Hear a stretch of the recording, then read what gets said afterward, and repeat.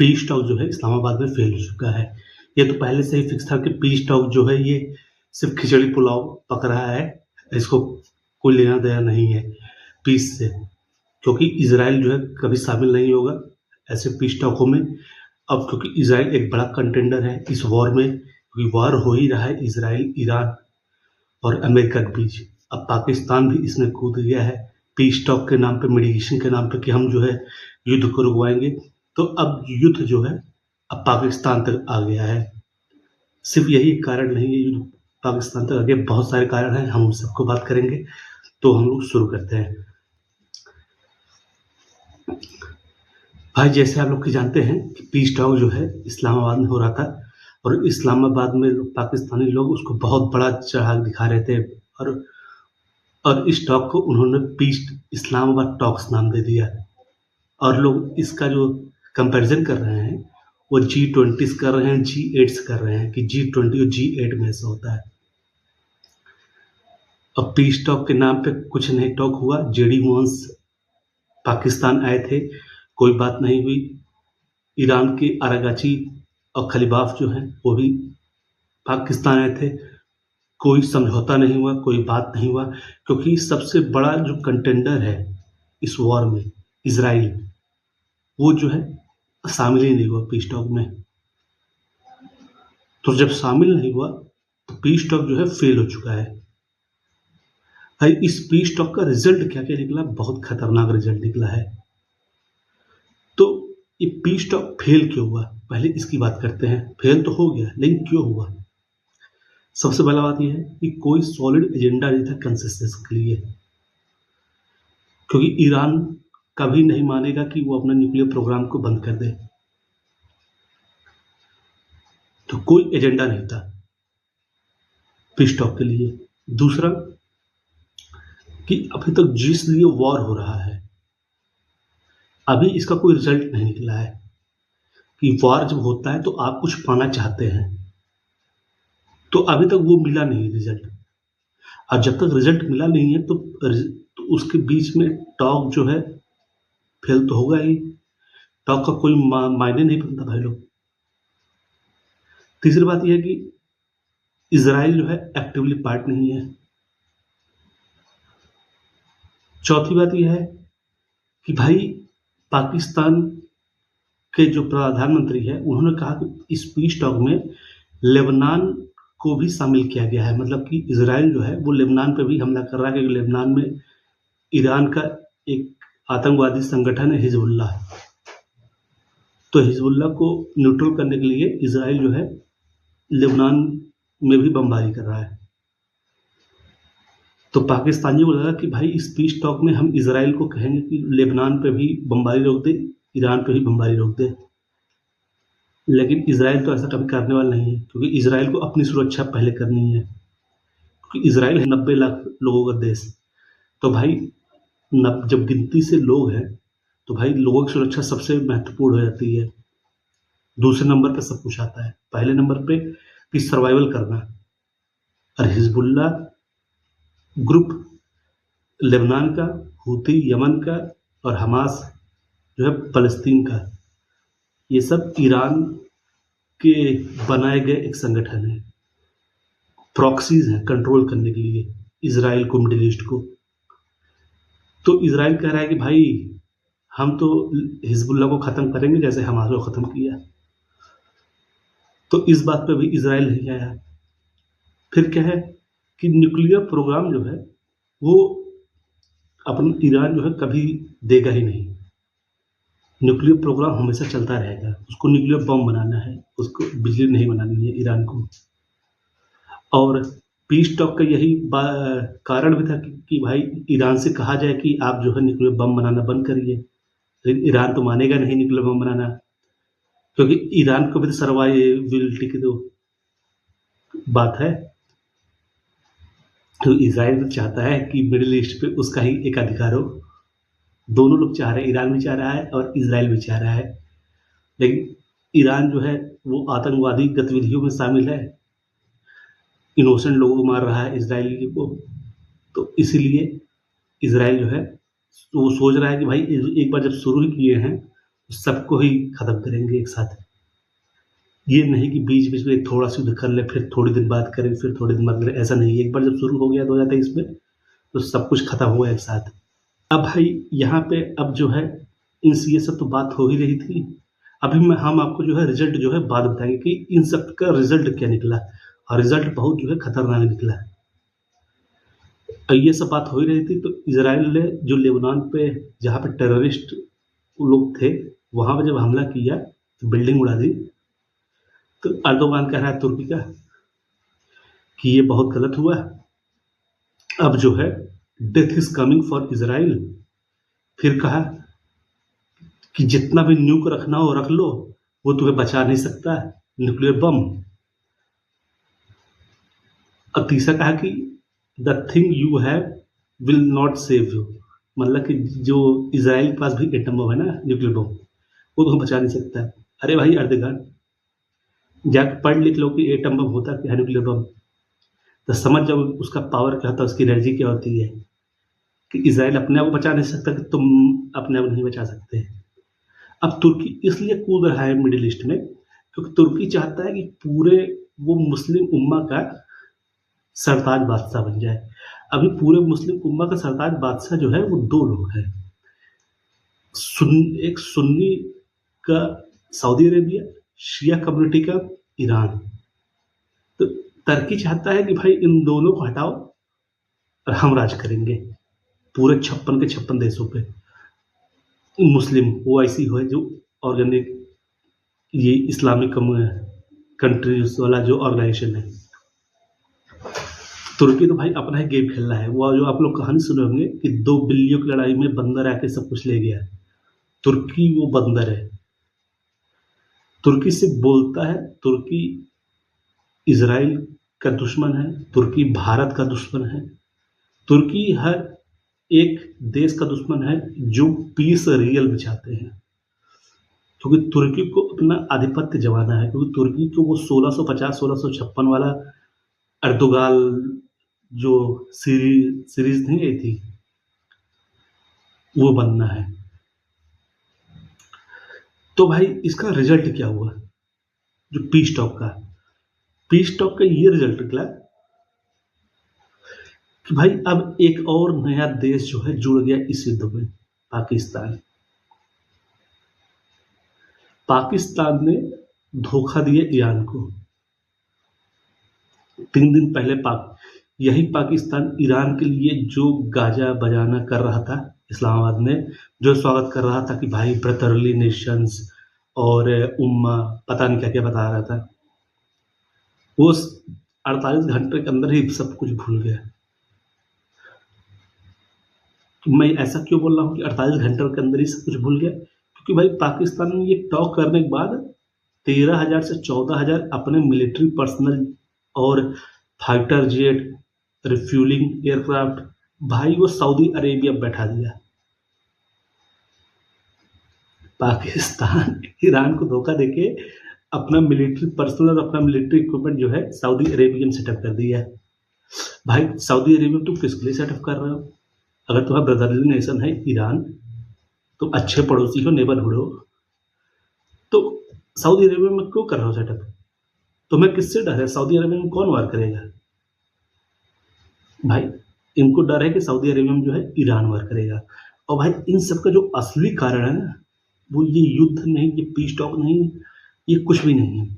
असली जो कारण है वो शिया और सुन्नी का है।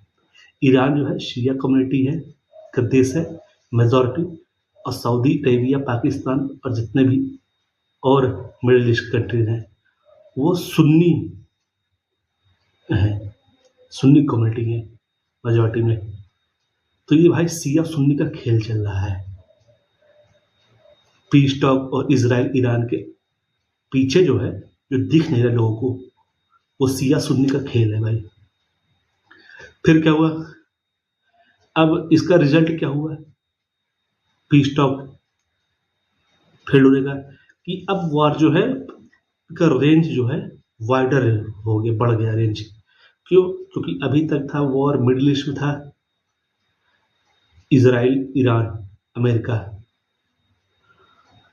अब वार आ गया पाकिस्तान में, अब वार आ गया कराची में, कराची के पोर्ट पे, इस्लामाबाद में, लाहौर में, अब यहाँ वार आ गया। क्यों?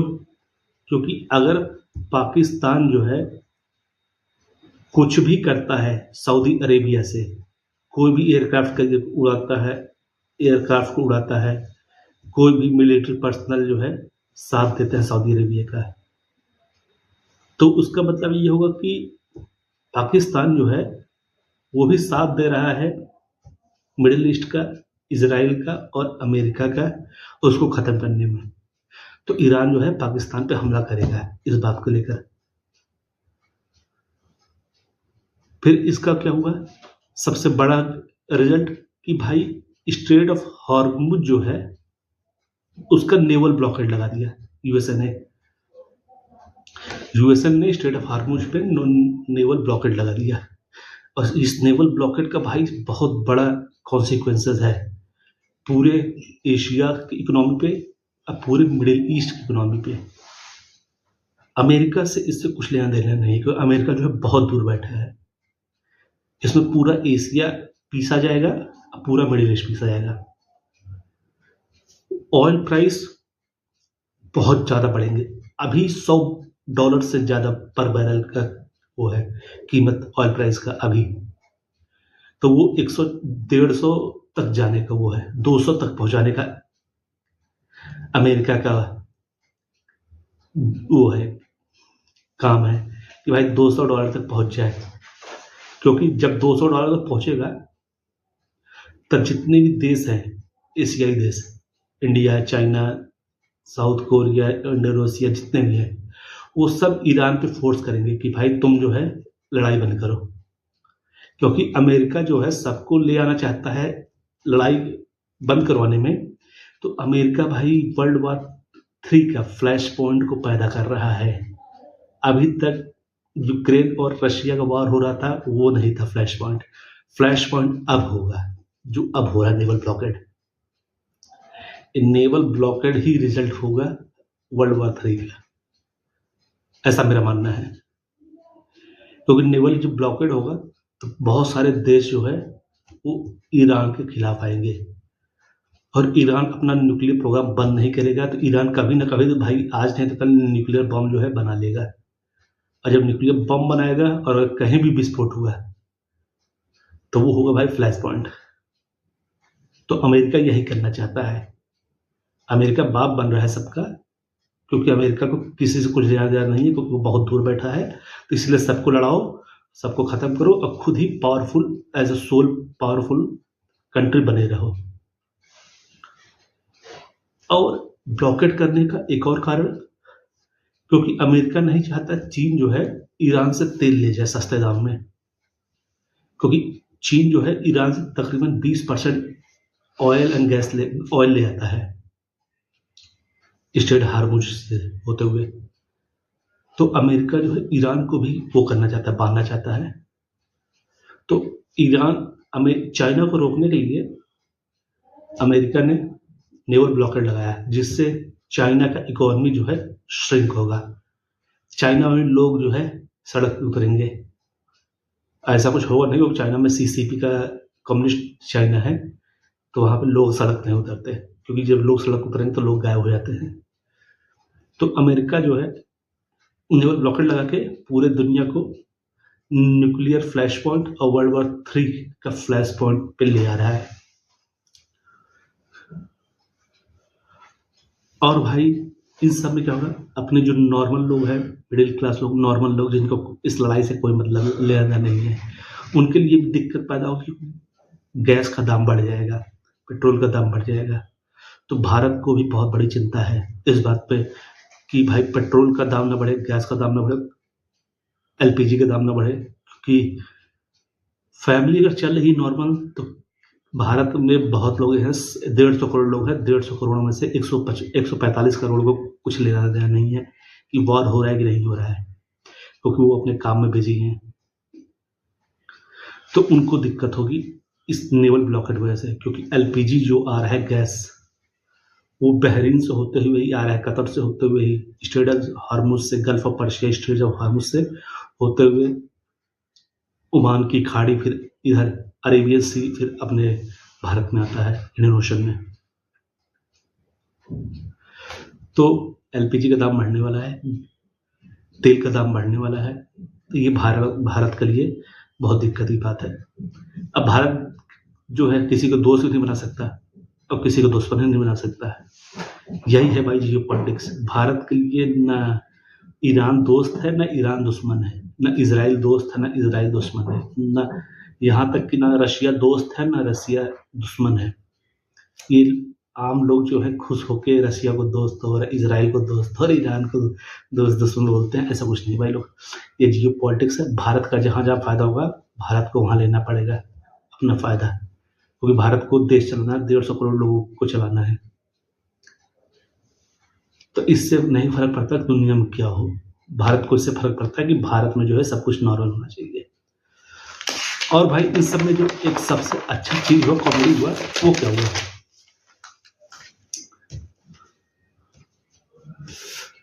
भाई? इस सब में सबसे बड़ी कॉमेडी क्या है? अब कॉमेडी आपको बताता हूँ। पाकिस्तान जो है वो इजराइल, अमेरिका, ईरान का जो है मीडिएशन करा रहा है, पीस टॉक करा रहा है कि भाई ये सब जो है लड़ाई बंद कर दे, वॉर बंद कर दे। लेकिन भाई पाकिस्तान तो इजराइल को कंट्री मानता ही नहीं। पाकिस्तान के पासपोर्ट में लिखा है कि ये पासपोर्ट सभी कंट्री के लिए वैलिड है, लेकिन इजराइल के लिए ये इनवैलिड है, क्योंकि इजराइल को कंट्री नहीं मानता पाकिस्तान। तो पाकिस्तान मध्यस्थता किसके बीच में करा रहा है भाई? ये सोचना पड़ेगा लोगों को। अब हम रिजल्ट ये बात कर रहे थे, इसका एक और कारण है जो सोशल मीडिया पे बात हो रही है कि नेवल ब्लॉकेड हुआ क्यों? क्योंकि ऐसा बात चल रहा था कि यूएसए जो है सीज फायर मान के युद्ध को विराम लगा देगा, कोई युद्ध होगा नहीं। लेकिन सोशल मीडिया पे चल रहा है कि सऊदी अरेबिया के जो प्रिंस हैं, क्राउन प्रिंस MBS मोहम्मद बिन सलमान, वो व्हाइट हाउस में फोन करके ये बोले कि आप जो है जो एक बार शुरू किए हैं उसको पहले खत्म कर दे, ईरान के टेंशन को बिल्कुल से खत्म कर दे। और इसके लिए सऊदी अरेबिया अमेरिका में लगभग $1 ट्रिलियन इन्वेस्टमेंट करेगा और अमेरिका से लगभग $500 बिलियन का हथियार खरीदेगा। और स्ट्रेट ऑफ हॉर्मुज, बाब अल मंदब, बाब अल मंदब क्या है? बाब अल मंदब भी स्ट्रेट है यमन के बीच में, यमन के पास बाब अल मंदब है, वो भी एक चोक पॉइंट है, जैसे Strait of Hormuz choke point है, बाब अल मंदब भी चोक पॉइंट है। तो इन दोनों को कंट्रोल जो है सऊदी अरेबिया और यूएसए जो है हमेशा के लिए करेगी। ऐसा बातें हो रही हैं सोशल मीडिया पे सऊदी अरेबिया को लेकर कि सऊदी अरेबिया चाहता है कि ईरान में जो है फोर्स इन्वेजन हो अमेरिकन सोल्जर्स का, और ईरानी गवर्नमेंट को, जो प्रेजेंट गवर्नमेंट है खमैनी का जो बेटा वो कर रहा है, इसको जो है खत्म करके डेमोक्रेसी लाया जाए फोर्स इन्वेजन करके ईरान में। और इसका फायदा होगा डायरेक्ट अमेरिका को, क्योंकि अमेरिका में आएगा इन्वेस्टमेंट और अमेरिका से खरीदा जाएगा हथियार। अभी युद्ध हो रहा है, देखो भाई युद्ध हो भी रहा है, अमेरिका इसलिए भी शामिल है क्योंकि भाई उससे लोग हथियार खरीदेंगे। कतर हथियार खरीदेगा, सऊदी अरेबिया हथियार खरीदेगा, UAE हथियार खरीदेगा, बहरीन हथियार खरीदेगा, सब हथियार खरीदेंगे। और वेपन्स की खरीदारी ही वॉर का कारण है, एक छुपा हुआ कारण कि ये वॉर क्यों हो रहा है और ये ब्लॉकेड क्यों हुआ। तो भाई आप लोग समझ गए होंगे कि ये पीस टॉक फेल होने से क्यों हुआ, फिर उसका रिजल्ट क्या हुआ, भारत पर क्या असर पड़ेगा। और आप लोगों ने की कॉमेडी की बात सुन ली कि पाकिस्तान ने जो कॉमेडी की है पीस टॉक के नाम पे, और सऊदी अरेबिया का क्या इसमें सह है ब्लॉकेड करवाने में, नेवल ब्लॉकेड स्टेट हॉर्मुज पे सऊदी अरेबिया क्या फायदा है। तो आप लोगों ने ये बात जानी, please like and subscribe my channel, और आप लोग बने रहें, हम आप लोग के लिए और आगे वीडियो ले आएंगे। थैंक यू, नमस्कार, जय हिंद।